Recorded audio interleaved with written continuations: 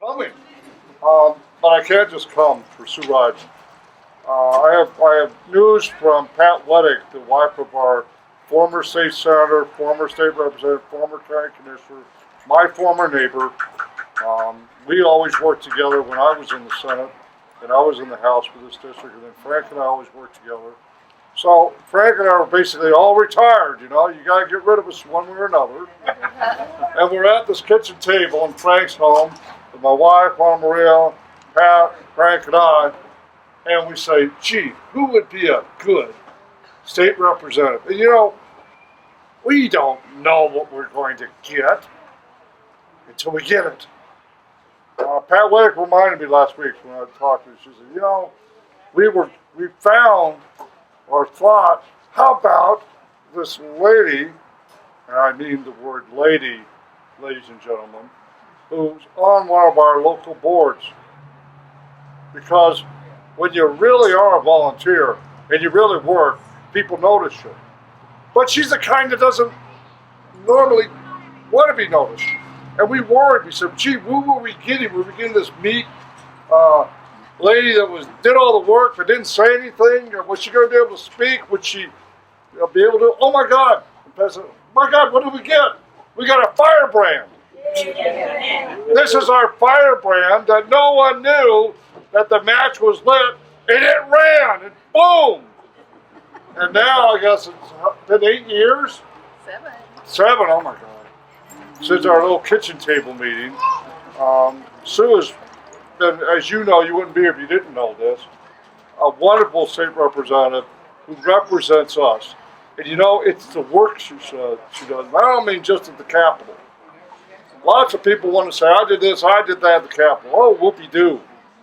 What do you do for the community? Well, she started that way before she was a state representative. She's not somebody who just says, oh, I want to run.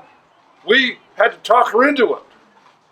Thank you for being talked into it, by the way. And now she's running for state senate. You know, we've got 2 wonderful representatives that are running, but I really do believe that people don't know what it's like to run until you win that very close race. When I first ran, it was 30 years ago, and there wasn't a Democrat in the entire 6th congressional district or the entire Arapahoe County at any level that represented us as Democrats. And I knew you couldn't win if you didn't work your tail off. And we won that one seat 30 years ago, and we kept winning, but it's because of hard work. Your representative does all the hard work when you're at home or you're on the weekend and you forgot to come and walk with her. She still walks. And it made a difference. In this last election, she showed her stuff when she was supposed to lose in a Republican wipeout. She wiped them out because we wiped them out, didn't we? Everyone of us here? So, yeah, so let's do it. Let's do it again. Go on. Come on, everybody. Do it with me. 1, 2, 3. Sue! That's so. Do it again, buddy. Let's go ride. Let's go, Sue.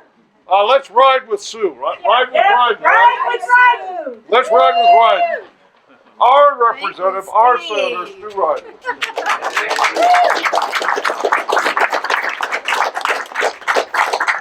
So for those of you who don't know Steve Ruddick, he was one of our very early elected representatives from this House district, and then also was a senator, and has been a great mentor and friend to me, you know, over the past 7 years while I've been on this great, strange adventure.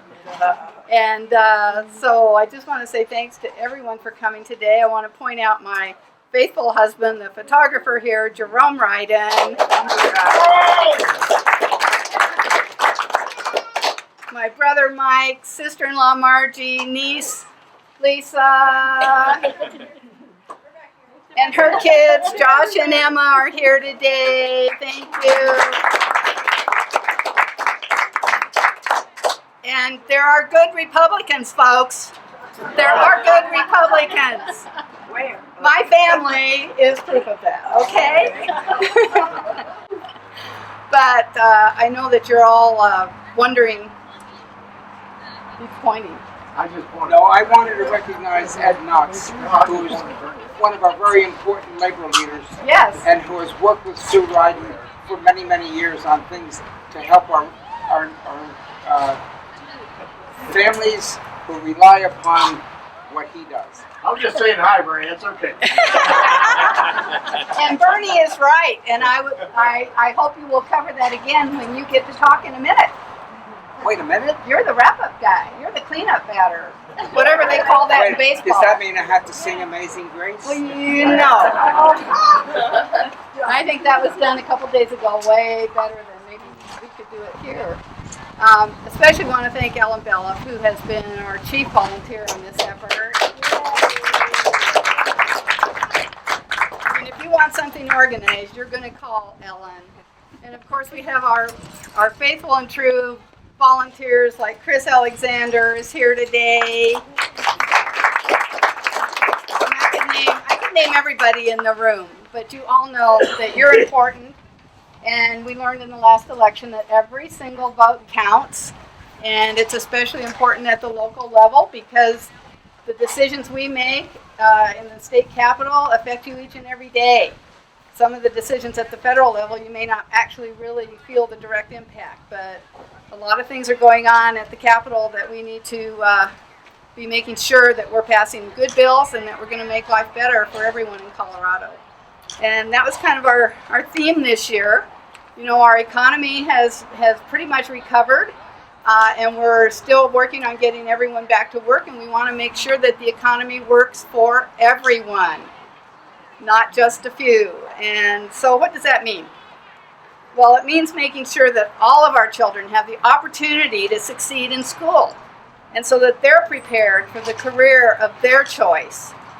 And it means making sure our families all have access to affordable health care. And it also means making sure that our small businesses have a level playing field when they're trying to do business with the government. Having been a small business owner with Jerome for many, many years, it was all too true that it was really not that easy to try to work with the government. And so I know we have someone here in the crowd. I don't know, maybe he should remain nameless for now, who I think has a really sort of handle on what's happening in the procurement arena, and we're planning on working on really making sure that our small businesses can compete and can be successful. And that reminds me also of our PTAC program that we spent 2 years trying to continue. And we have some folks right here, and George Peck just left, but he was instrumental in helping us pass that bill. PTAC is Procurement Technical Assistance Centers. And if you have or know anyone who has a small business, you really need to go over to their office at the Aurora Chamber and talk to them about how you might be able to work with the government, because this is a program that does really work. They serve about 3,000 businesses a year. They walk them through the entire procurement process. I think if Jerome and I had had that some years ago, it would have made life a lot different. But for the $200,000 that we, the Colorado taxpayers, put into that program, we get back about $700 million in contracts. And so it's a hugely successful program. Thank you. And not enough people know about it. So even if you're a one-person shop, there are ways that you can get government contracts for the services or the products that you're offering. So don't hesitate. Get over there tomorrow, okay?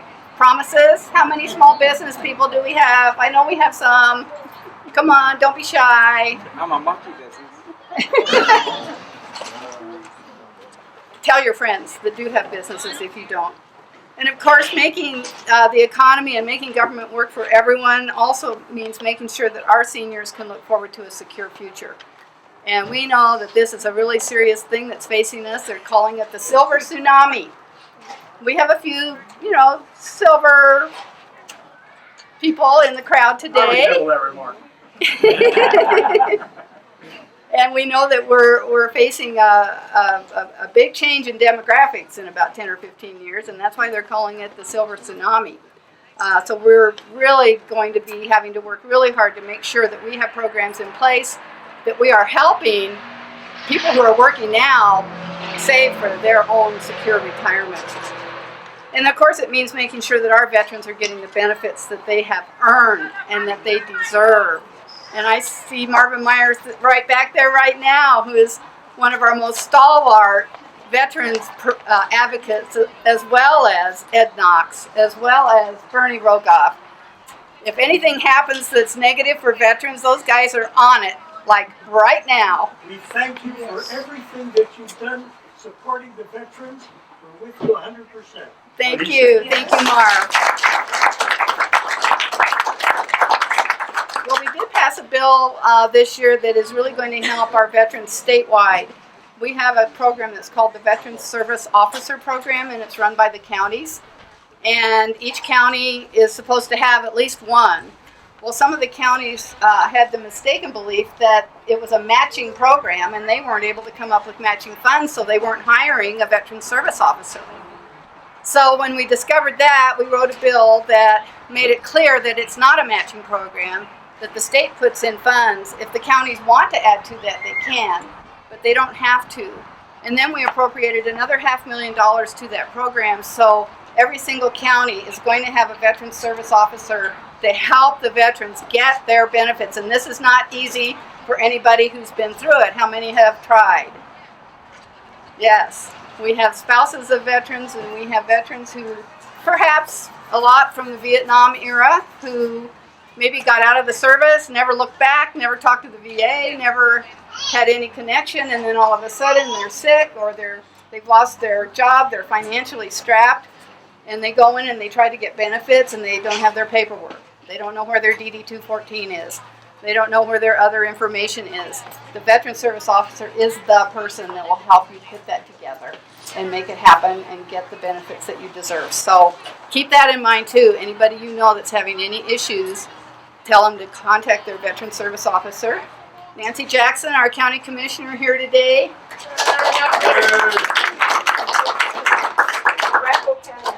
Arapahoe County has 2 Veteran Service Officers, and I can tell you that I hear nothing but glowing reports from people who go to visit them. So they are doing an excellent, excellent job.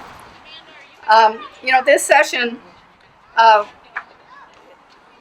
speaking of having our kids have the opportunity to really get a good education, I think a lot of you know that Aurora Public Schools has pioneered some programs, such as the Pathways program, where they pair kids up with professionals as early as 6th grade, and they follow them all the way through high school.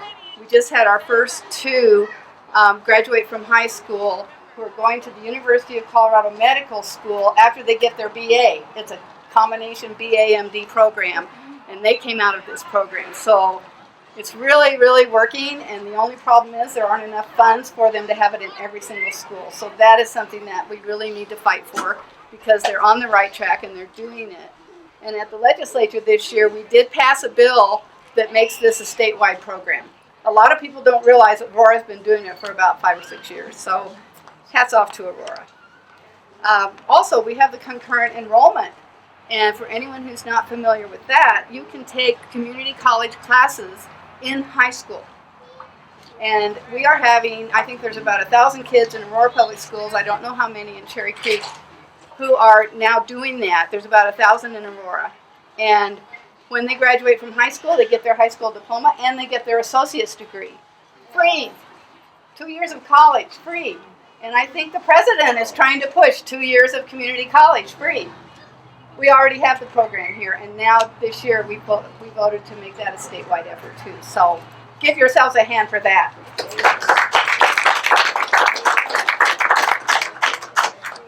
So I think that most of us here who've lived in the Aurora area for any length of time know how important Buckley Air Force Base is, both for the national security mission that they are preserving, and as well as for the economic impact that they have. You know, you hear the jets, those are our F-16s, and whenever I go knocking on doors and we start talking about it, nobody complains about the noise. I think it's wonderful. They say that's the sound of freedom, and I think we all love our F-16s when they go flying over, because first of all, it's a thrilling sight, and secondly, we know that they're on a really important national security mission. And then Buckley has 13,000 people working there now, and about half are civilians. There's 84 different operations out there. Everything from the aerospace wing to all kinds of other groups that are there. We have the Navy, the Army, the Air Force, the Coast Guard. We have people from England, Australia, Canada that come regularly. So it's a really important place, and it is important economically. Jordan, yes, our National Guard has a relationship with Jordan and with Slovenia. So there's a lot of exchange that goes on between us and those countries. But the economic impact is also huge, and we were able to commission a study last year, Senator Carroll and I, to do a really in-depth analysis of the military presence in Colorado, all throughout the state, and what that might mean to us in Colorado, as well as how we could better market ourselves for new operations coming in. And every so often they have this thing called the base realignment and closure process. And that's how we lost Lowry, and that's how we lost the Fitzsimmons Army Hospital. And we want to make sure that Buckley is never on that list, and that actually that we gain rather than lose. And we do have the property to expand over there. And this year we were able to appropriate $5 million to purchase some parcels of land that will really ensure that we have that buffer zone for many, many years to come. So, we're Buckley strong, and we're all rooting for us to be successful in that regard. I think most of you know that we have funded a number of senior programs. The last few years we've had a little bit of money to do a little bit more. We had 4 years of cut. Unfortunately, we're going to hit this Tabor cap, which we can talk about later. But we hit this cap before we're able to restore funding to everything. And so we've done, I think, a good job of trying to do it with our education system, with our senior programs. We brought back the homestead exemption on our tax forms. We've funded the Meals on Wheels program, which is one of the most critical things that we do. And people hear Meals on Wheels and they just don't really think that. Hi, Karen. Karen Haas, another one of our star volunteers. Hey, Karen. But, just something like Meals on Wheels is helping keep people in their homes. And that is really what we've been talking about, is keeping people in their homes as long as possible. And just a program like Meals on Wheels is just really significant in doing that. So we've been supporting that as well. I think I serve as chair of the State Veterans and Military Affairs Committee, and I've recently been named to the Health Exchange Oversight Committee. And now that we know there will continue to be health exchanges, and our job really is to make sure we have the best one in the country. And we're not quite there yet. Their top priority for this next year is to make the customer service experience so good that people will be raving about it, and not in an angry way. There have been glitches, as everybody knows, and when you're starting up a whole brand new organization and having people come and shop for insurance who might not have ever been through that process before, you're asking for a lot of confusion and a lot of things that, may not go just right. But they are really committed to making it a good experience this year, and so I hope everybody who needs to use the exchange will do it. They do have a lot of insurance brokers who have signed up and are certified for the program. Certainly in our career as business owners, insurance was not something we ever wanted to do by ourselves. We always had an agent, and the agents are paid by the companies, so it doesn't cost you anything, and they can really cut through a lot of the confusion for you. And I would say that's true if you're an individual as well trying to get insurance, and they've got a whole list of brokers that are available to help you, so I encourage you to do that.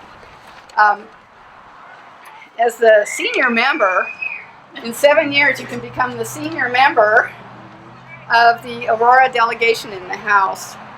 I was working really hard to defend Aurora's interests, especially when it came to the Gaylord Project. Regardless of how you feel about using tax increment financing or other incentives, what was happening this year was some folks downtown just did not want Aurora to have this Gaylord Hotel project. And so we worked really hard and were able to defend the project. And it's underway and it's going, and it's going to create about 7,500 construction jobs over the next 3 years, as well as 2,500 permanent jobs once it opens. So sometimes we do have to defend Aurora when we're down at the Capitol. But you know, we're growing, and of course the Senate district includes more than just Aurora. It includes our rural areas, and we've got some folks here, the Herds today, who live out in the country on what is now about the eastern edge of the House district. The Senate district goes all the way to the county line to the east, if I'm pointing east, and it goes all the way to the Denver city limits on the west. And it's about this deep. It goes down to like Mississippi until you get to Chambers, and then it drops down to Jewel, and it goes out east.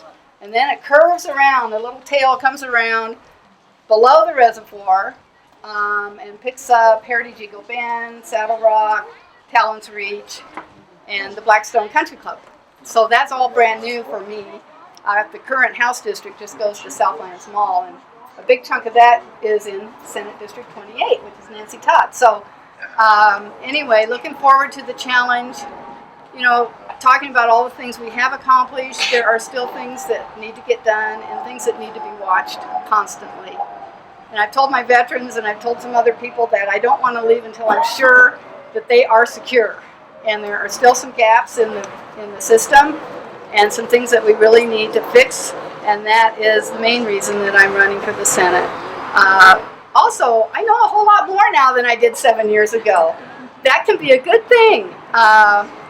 Just understanding how things work, where you need to go for information, you know, being able to bring people together on issues. Big believer in bringing all the stakeholders to the table and having those discussions before we get to the committee hearing. Really a good idea. But have learned just the process, and you know, the process works. And sometimes it doesn't feel like it is, but it does and can. And that's why I want to be there, is to be one of the people that is really making things work for all of us. And also just to be using the leadership skills that I've developed. I've been elected by my caucus to serve them 3 out of my 4 terms, the first year as a freshman. Most of us didn't have any leadership positions, but I'm now majority whip. And that's really about keeping your team together and working with everybody and making sure that that people understand what's happening and knowing where they're supposed to go and how to get there and things like that. So I want to bring those skills to the Senate. We're going to be losing some really, really strong leadership in the Senate next year. Our own Senator Morgan Carroll, Senator Pat Stedman, Raleigh Heath, I think, is term limited. You guys think of any others that are? Linda Newell, oh yeah, she's been huge on human services. So I feel like I've gotten the experience. I feel like I'm ready to make that step, and I feel like I'm ready to hit the ground running and really provide strong leadership there too. So with your support, experience. Thank you, Ron.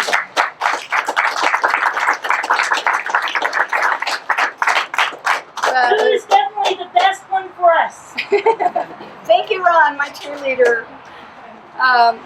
But I just, you know, with your support, we can make it happen. And I appreciate this strong showing today. You know, we've got folks here that haven't ever met each other before, and I think it's just great that you're getting acquainted and seeing that there's others in the district that are interested and want to help and want to make good things happen. And so I thank you all for being here today. And it's my pleasure now to turn it over to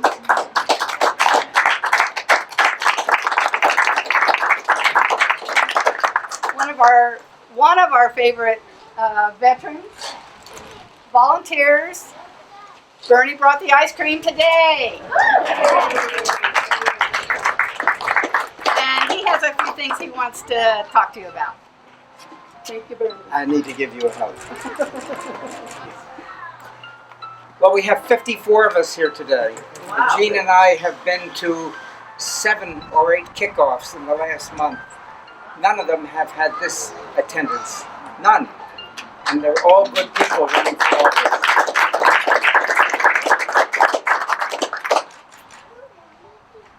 Marvin Myers is 55 years old about 2 weeks ago. And I will be 85, and I will be 85 years old on July 16th. Here. I'll be 49 July 18th. So don't mess with us.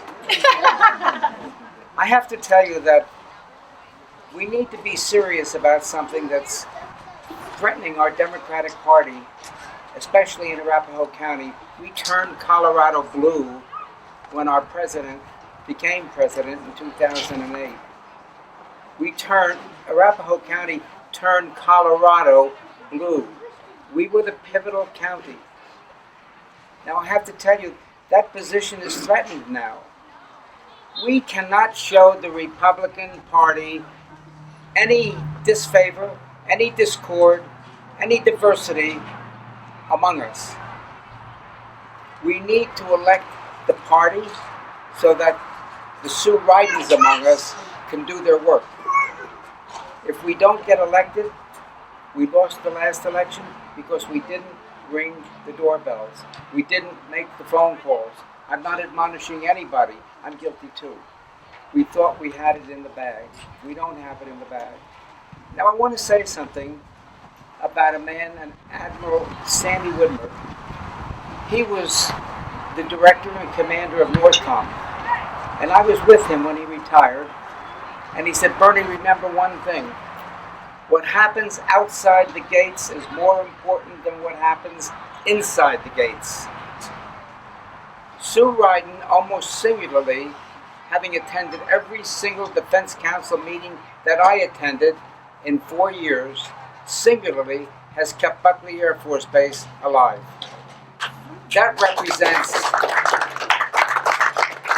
That is a $32 billion military impact, economic impact on our state. And this lady has stepped up, has never said no, has never said later. So I'm saying to you today, the reality, the virtual reality is, and it's unfortunate because of Citizens United, dollars mean a great deal.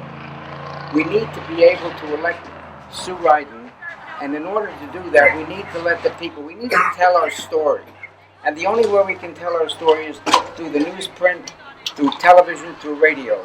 And we can only do that without dollars. So what I'm asking you, before I keep going, is I want you to take out your wallet or your pocketbook, and I'm going to start, this is not my first 100, and I'm going to put it, I want you to follow me. Follow me. Like they say, thank you there, Steve. There's more. I'm going to put mine in with Steve's.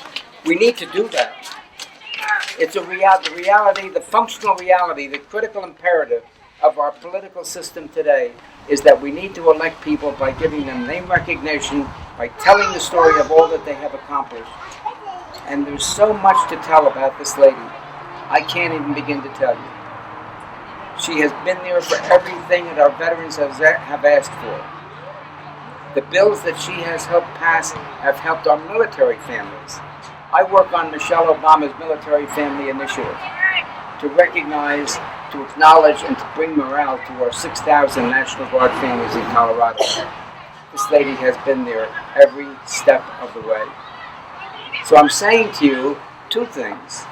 It's about military. I don't know if any of you saw me testify or talk about the VA, but I said nothing in America has happened or will happen without the military. Not this meeting, not our legislative efforts, nothing will happen. We could be speaking a different language, using a different currency, or have a different regime if it were not for the military. There's one fine reason, one paramount reason. It's because of the singular efforts of a lady like Sue Ryden, Representative Ryden. And she needs to have a hand for that.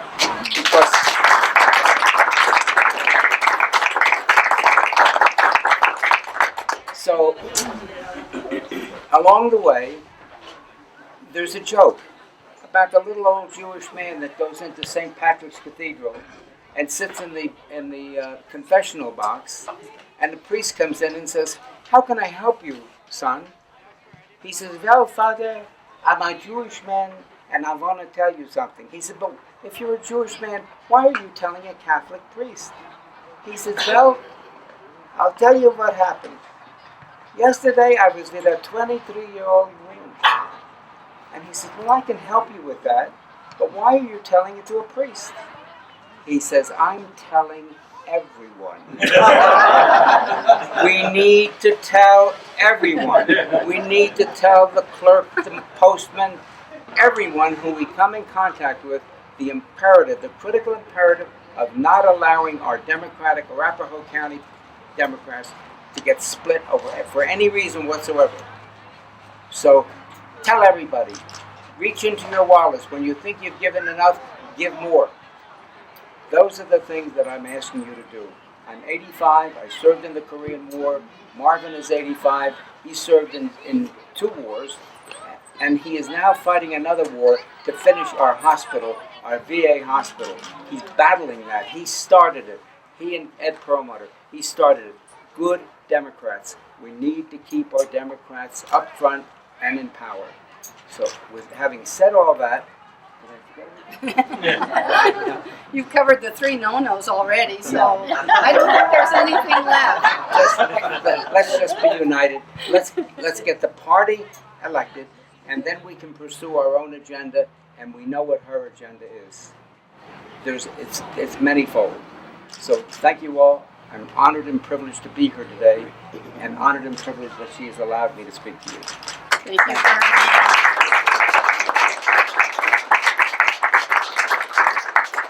You know, they always say there's 3 things you should never discuss in mixed company, and I think that would be religion, sex, and politics. So we've covered all those subjects, so I'd say go have at it with whatever you want to talk about now. Thank But you you so wouldn't much. be here if it wasn't for politics. Thanks, everybody. And there's our Arapahoe County Chair, Pat Shaver.